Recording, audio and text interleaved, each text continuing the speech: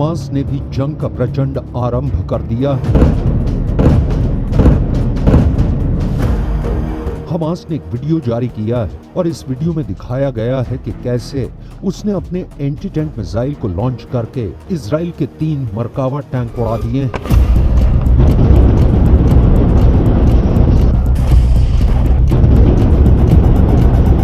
वैसे हमास के प्रवक्ता अबू उबैदा ने यह दावा किया है कि 1 नवंबर तक इजराइल की 22 बख्तरबंद गाड़ियां और 5 टैंक उड़ा दिए गए हैं। आखिर गाजा के अंदर इजराइल की फोर्स के रास्ते में कौन कौन चट्टान बनकर खड़ा है?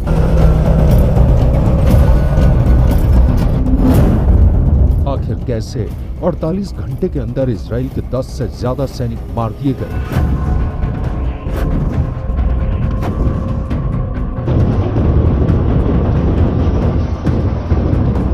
हमास के गोरिल्ला युद्ध की ये पूरी खतरनाक स्ट्रैटेजी हम आपको दिखाने वाले हैं, लेकिन सबसे पहले हमास के ही वीडियो का विश्लेषण करेंगे।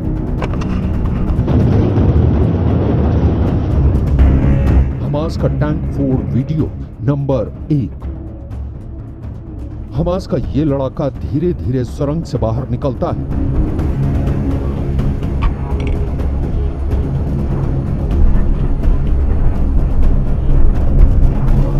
गौर करने वाली बात यह है कि ये सुरंग ऐसी झाड़ियों के पास खुलती है जिनको दूर से देख पाना बहुत मुश्किल है।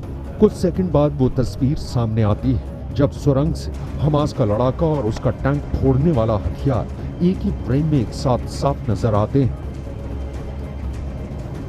और बहुत ही आराम से बेहद नजदीक मौजूद इजराइल के टैंक को निशाना बनाने में हमास कामयाब हो जाता है।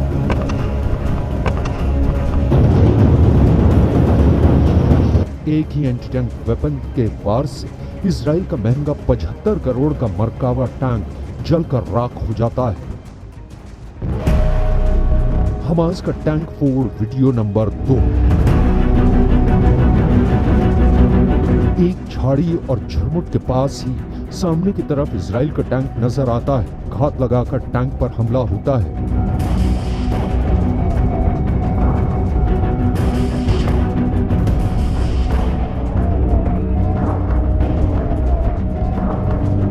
और एक ही पल में इजराइल का पूरा टैंक जलकर राख हो जाता है।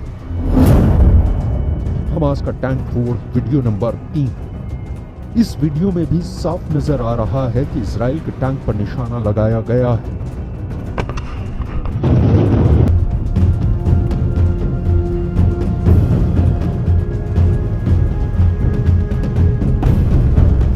फिलहाल हालात ये है कि अब इजराइल को एक बार फिर से ये बात गंभीरतापूर्वक सोचनी पड़ेगी कि आखिर गाजा के अंदर घुसने का उसका फैसला कितना सही था, क्योंकि लंबी घेराबंदी करके भी पहले हमास के संसाधनों को खत्म किया जा सकता था। गाजा पट्टी के अंदर उन्हीं इमारतों का मलबा इजराइल के लिए बड़ी चुनौती बन गया है, जिसे इजराइल की एयरफोर्स ने ही तैयार किया है।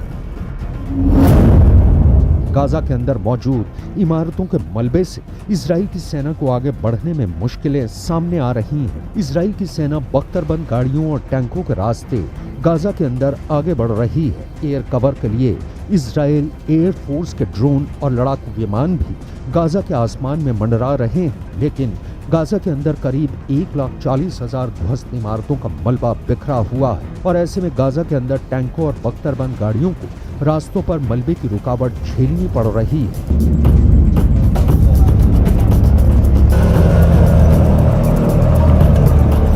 इस मलबे को हटाए बिना इजराइल की आर्मी आगे नहीं बढ़ सकती है, लेकिन इसी मलबे को साफ करने के चक्कर में इजराइल की आर्मी फंस रही है और उसको हमास के हमले झेलने पड़ रहे हैं। इजराइल के अखबार टाइम्स ऑफ इजराइल की खबर के मुताबिक जब से ग्राउंड ऑपरेशन शुरू हुआ है, 1 नवंबर तक इजराइल के 17 सैनिक मारे जा चुके हैं। इजराइल के रक्षा मंत्री योव गैलेंट ने इस पर बयान दिया है कि गाजा में हमास आतंकवादियों के खिलाफ चल रही लड़ाई में इजराइल डिफेंस फोर्स के सैनिकों की मौत एक कठिन और दर्दनाक झटका है। हमारे दिल और हमारे विचार उनके प्रिय परिवारों के साथ हैं।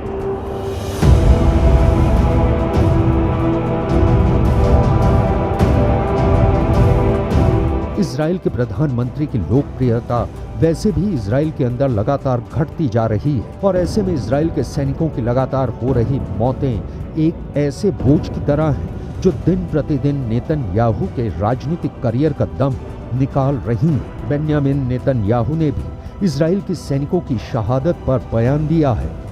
אנחנו במלחמה קשה, זאת תהיה גם מלחמה ארוכה. יש לנו בה הישגים חשובים, אבל גם אבדות כואבות. אנחנו יודעים, כל חייל שלנו הוא עולם ומלואו. ואני אומר למשפחות היקרות, עם ישראל כולו איתכם בשעת יגונכם הכבד, הקשה מנשוא. אנחנו מחבקים אתכם מעומק ליבנו. חיילינו נפלו במלחמה שאין צודקת ממנה, המלחמה על הבית. ואני מבטיח לכם ולכל אזרחי ישראל, אנחנו נמשיך עד שנמלא את המשימה.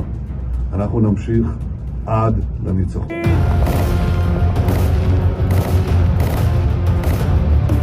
दरअसल इतने सैनिकों की 48 घंटों में मौत होना पूरे इजराइल के लिए एक बहुत बड़ा सदमा था और इसलिए इजराइल डिफेंस फोर्स ने पूरी ताकत से इसका बदला लिया। इजराइल एयरफोर्स और शिन बेत के पास इस बात की पूरी जानकारी थी कि आखिर इजराइल के इन सैनिकों को मारने वाला मास्टरमाइंड और हमास को युद्ध के निर्देश देने वाला कमांडर कहां पर छिपा है और इसलिए हमले के लिए जिम्मेदार इब्राहिम बियारी को सीधे टारगेट पर लिया गया। शिन बेत को यह सूचना मिली थी कि हमलों का मास्टरमाइंड इब्राहिम बियारी जबालिया के शरणार्थी शिविर में ही अंडरग्राउंड काम कर रहा था, इसलिए इजराइल डिफेंस फोर्स ने ताबड़तोड़ जबालिया कैंप पर हमले शुरू किए, जिसमें 1000 किलोग्राम के 6 बम गिराए गए। यह हमला इतना बड़ा और घातक था कि जहां पर बम गिरे वहां पर कई मंजिला गहरे गड्ढे नजर आने लगे। इजराइल डिफेंस का दावा है कि जिस अंडरग्राउंड हेडक्वार्टर में इब्राहिम बियारी काम कर रहा था उसको भी तहस नहस और नेस्त नाबूद कर दिया गया है। अब इजराइल के निशाने पर हमास का एंटी टैंक दस्ता है। אנחנו איננו מעוניינים במלחמה נוספת, אבל אנחנו ערוכים בגבול הצפון, כוחות צה"ל ערוכים בהגנה חזקה, חיל האוויר מוכן לכל משימה.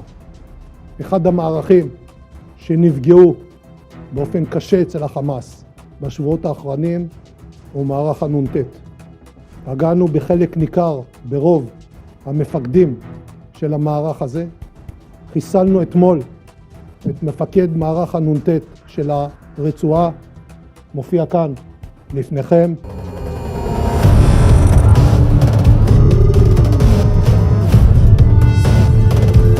जबालिया कैंप पर इसराइल ने जो पलटवार किया है उसमें भारी संख्या में आम लोग भी मारे गए हैं। फिलिस्तीन के कई अखबार ये दावा कर रहे हैं कि इसराइल के इस हमले में 200 लोग मारे गए और करीब 200 लोग मलबे में दफन हो गए। जबालिया कैंप पर हुए हमले के बाद इस्माइल हानिया ने ये बयान दिया कि जब इसराइल की आर्मी की हार हुई तो उसे भारी नुकसान हुआ और उसने उसका बदला आम लोगों से लिया। लेकिन इजराइल का ये कहना है कि अगर हमलों को गाइडेड ही शरणार्थी शिविर से किया जा रहा है तो हमास के हेडक्वार्टर पर हमला करना मजबूरी है। वहीं लेबनान के अंदर भी युद्ध का कहर देखने को मिल रहा है। लेबनान के बॉर्डर पर गांव के गांव खाली हो रहे हैं।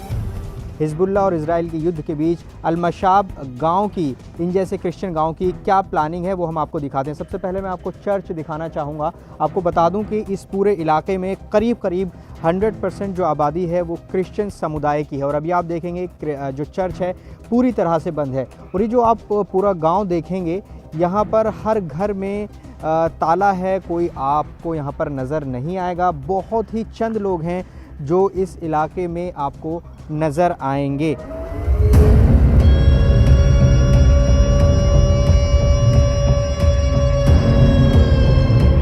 दूसरी तरफ हिजबुल्लाह लेबनान से एक बहुत बड़ा हमला लॉन्च करने की तैयारी कर रहा है, जो एक फुल स्केल वॉर भी हो सकता है, क्योंकि लेबनान में हिजबुल्लाह के सबसे बड़े नेता नसरल्लाह ने 7 अक्टूबर के बाद से अब तक इजराइल की जंग पर कोई भी भाषण नहीं दिया है। लेकिन अब शुक्रवार को हिजबुल्लाह के नेता युद्ध पर कोई बड़ा ऐलान कर सकते हैं। ऐसे में इजराइल के लिए मुश्किलें और ज्यादा बढ़ सकती हैं।